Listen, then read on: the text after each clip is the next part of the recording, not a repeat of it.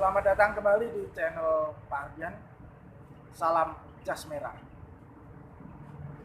Ya, kali ini kita akan membahas tentang perkembangan iptek di era globalisasi.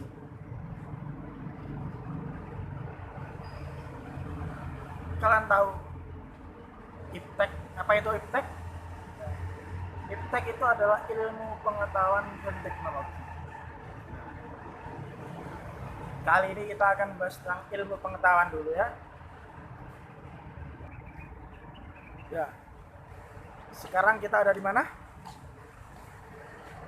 Ya. Kita ada di salah satu SMA di Kota Ngawi ya.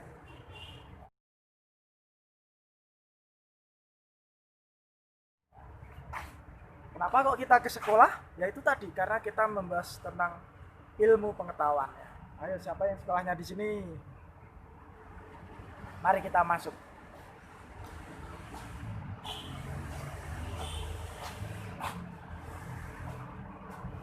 Pintu ditutup untuk umum.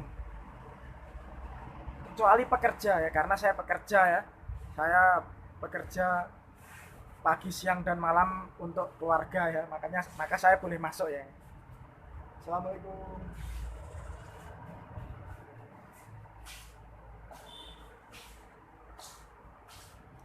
Ya, wah prestasinya banyak ya sekolah ini. Sekarang jam berapa?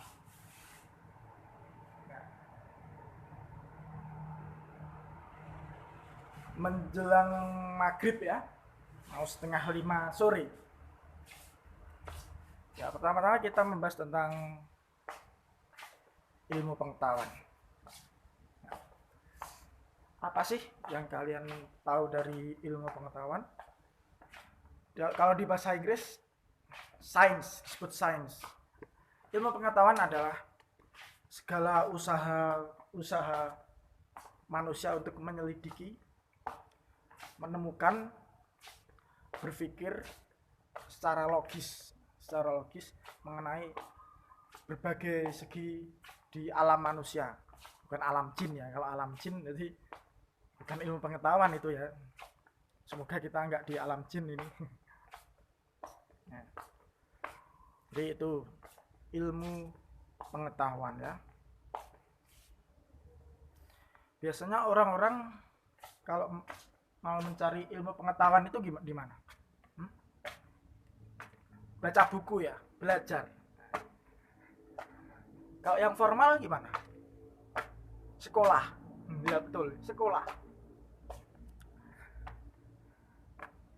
Jadi ilmu pengetahuan itu bisa didapat melalui macam-macam ya. Salah satunya adalah melalui sekolah ya. Melalui sekolah. Nah, sekolah itu juga mengalami perkembangan. Dulu sebelum adanya sekolah, orang-orang bahkan nggak di negara kita ini ya, belajarnya itu nggak melalui sekolah, karena sekolah itu yang memperkenalkan adalah para penjajah. Ya, perkenal awalnya dari Portugis, menjajah Portugis, kemudian dikembangkan oleh zaman Belanda ya. Kan sistem kurikulum kita itu perpaduan antara Belanda dan Jepang ini. Ya. Jadi sebelum adanya sekolah itu melalui pondok pesantren dulu ya. Jadi pada awalnya perkembangan itu sekolah-sekolah itu membahas ilmu agama. Kemudian pada saat bangsa Eropa menguasai wilayah kita, nah akhirnya memperkenalkan ilmu-ilmu pengetahuan sains seperti matematika dan ilmu-ilmu alam dan ilmu lainnya itu ya. Nah, kemudian untuk dapat ilmu pengetahuan, apalagi yang kalian lakukan? Salah satunya dengan pergi ke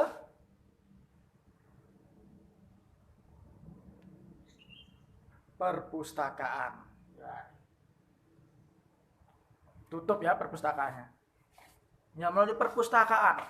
Sana ada berbagai macam buku. Buku-buku itu untuk merangkum segala hal. Ya, kita akan membahas tentang perkembangan ilmu pengetahuan sejak zaman dulu ya.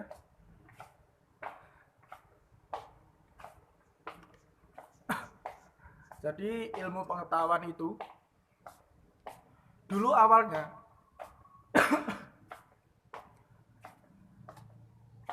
kita ambil contoh gini.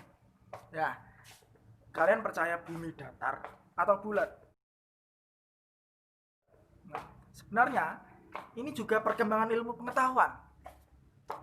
Dulu, ini contoh ya, dulu orang-orang tuh percaya bahwa bumi itu datar dan juga bumi itu sebagai pusat tata surya atau disebut teori geosentris. Nah, geosentris, geo bumi, sentris pusat. Kemudian pada abad 16, teori itu dipecahkan oleh seorang astronom ya, namanya Nikola Kopernikus, ya asal Polandia ya. Dia membuat teori heliosentris. Helio itu matahari, sentris itu pusat. Jadi matahari sebagai pusat tata surya. Kan berkembang walaupun masih pro dan kontra ya itu ya. Bahkan banyak ilmuwan, tadi Nikola Kopernikus pun akhirnya dituduh mengajarkan aliran sesat ya. Karena apa? Karena waktu itu orang-orang mempercayai bumi itu datar dan bumi sebagai pusat tata surya. Nah, tapi dia tiba-tiba mengumumkan, tata surya itu pusatnya matahari, bumi bulat. Dan dia ditentang oleh orang-orang, tapi nggak sedikit pula orang-orang yang percaya sama teorinya. Kemudian ada Galileo Galilei. Nah, dia juga setuju terhadap teori tersebut karena waktu dia mengamati pergerakan planet-planet akhirnya, tapi kemudian dia juga sama dihukum. Nah, karena dianggap mengajarkan aliran sesat ya. Dan dia dihukum penjara seumur hidup. Nah, itulah perkembangan ilmu pengetahuan. Nah, akhirnya sekarang kita jadi percaya terhadap orang-orang yang pada awalnya dianggap sesat. Itu ilmu pengetahuan. Nah, ilmu pengetahuan sama lagi. Nah, sekarang lagi musimnya corona kan. Nah, COVID-19. Dulu sebelum adanya ilmu pengetahuan, di Eropa itu ada namanya Black Death. Nah, wabah hitam. Wabah banyak yang meninggal. Menurut mereka itu gara-gara apa? Gara-gara dukun, penyihir. Akhirnya, untuk mencegah wabah itu semakin meluas, akhirnya orang-orang yang dituduh sebagai penyihir itu dibunuh. Nggak cuma itu, bahkan ada kucing hitam. Nah, dia juga dibunuh, dibantai kucing hitam di sana. Kenapa kok kucing hitam? Karena dituduh kucing hitam itu sebagai penyihir yang menyamar. Dampaknya apa? Ya tambah parah. Nah, penyakit itu yang membawa tikus ya sebenarnya. Dibawa virusnya dibawa oleh tikus ya. Kalau kucingnya mati, kan nggak ada yang makan tikus. Walaupun sekarang kucingnya makan nasi ya. Sekarang nggak doyan tikus ya kucing. Itu perkembangan ilmu pengetahuan. Itu tadi contoh-contohnya ya.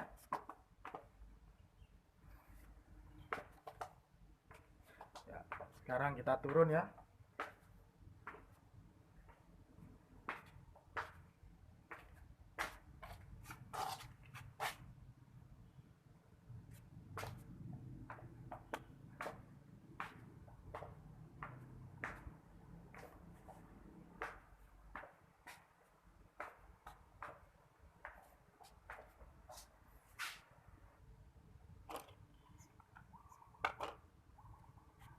Kita istirahat dulu ya.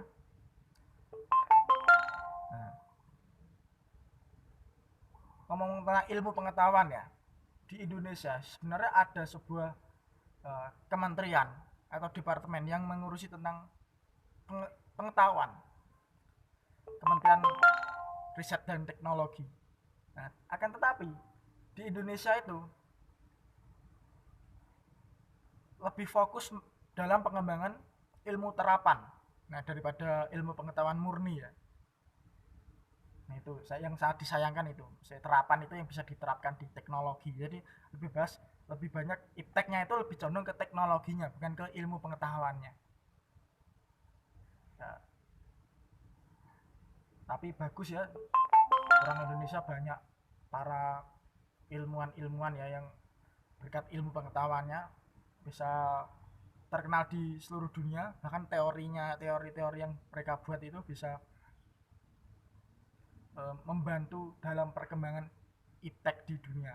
Salah satunya adalah Pak Habibie ya, mantan presiden Indonesia ya, itu dia teori tentang membuat pesawat ya itu ya. Nah, sekarang setelah membahas ilmu pengetahuan, kita membahas yang teknologi sekarang. Tahu ini?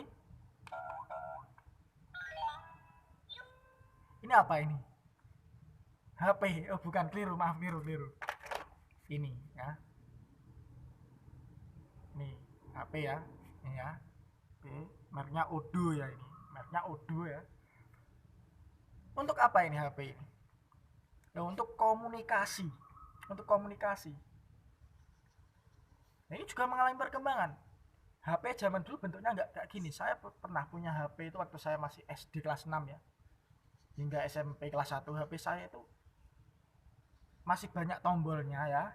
Kemudian di sini ada multifungsi ya itu, ada panjang sedikit gini bisa untuk korok kuping ya, korok kuping gitu.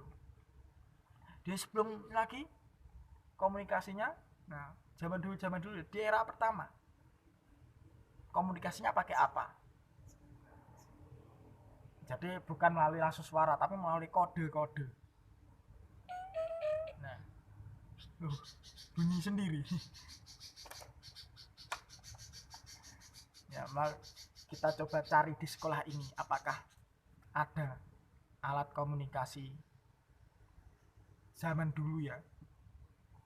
Nah, biasanya ini gini, alat komunikasi yang saya maksud ini sebenarnya masih digunakan sampai sekarang. Masih. Ayo kita pergi ke tempat tersebut. Cluenya adalah itu. Bangunan itu. Ayo, kita cari apa? Salah satu alat sebagai sarana komunikasi agar orang-orang tahu bahwa itu waktunya sholat. Nah, ayo kira-kira alat komunikasi apakah itu?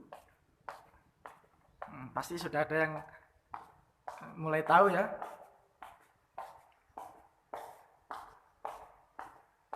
Yakni alat itu namanya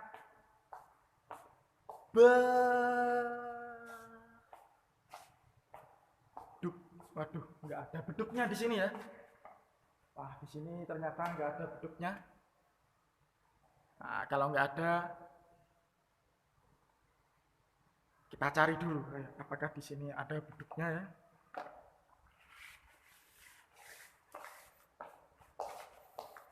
Nah, mungkin buat yang penasaran belum tahu bentuknya beduk ya.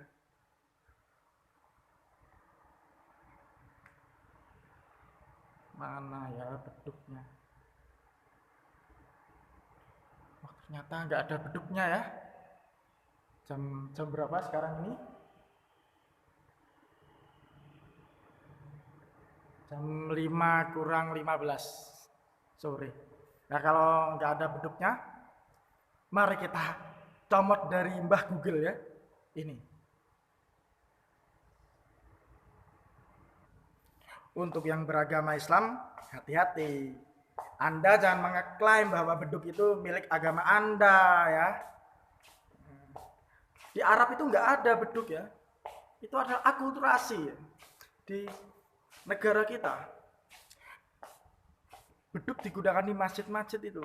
Itu sebenarnya salah satu akulturasi ya, percampuran budaya asli dengan budaya pendatang. Itu ya, untuk mengingatkan itu tadi.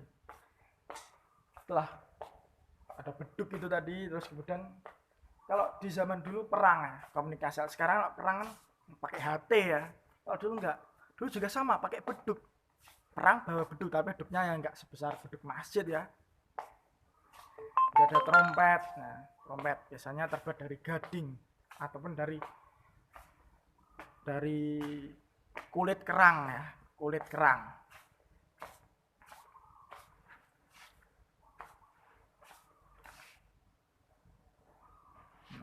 Itulah perkembangan dari teknologi komunikasi di lingkungan kita ya, di dunia ya. Bahkan di Indonesia itu ada satelitnya loh. Satelit untuk menunjang komunikasi. Nah, kan negara kita kan berpulau-pulau. Itu satelitnya namanya adalah satelit Palapa. Nyanyu Palapa di bawah. Bukan Palapa yang itu. Tapi Palapa yang ini. Cukup sekian jalan-jalan dan belajar sejarah kali ini. Sampai jumpa di video selanjutnya. Oh ya, untuk sejarah teknologi di bidang-bidang lainnya akan kita bahas di video selanjutnya dan di tempat selanjutnya ya. Sampai ketemu di video selanjutnya lagi. Bye. Salam jas merah.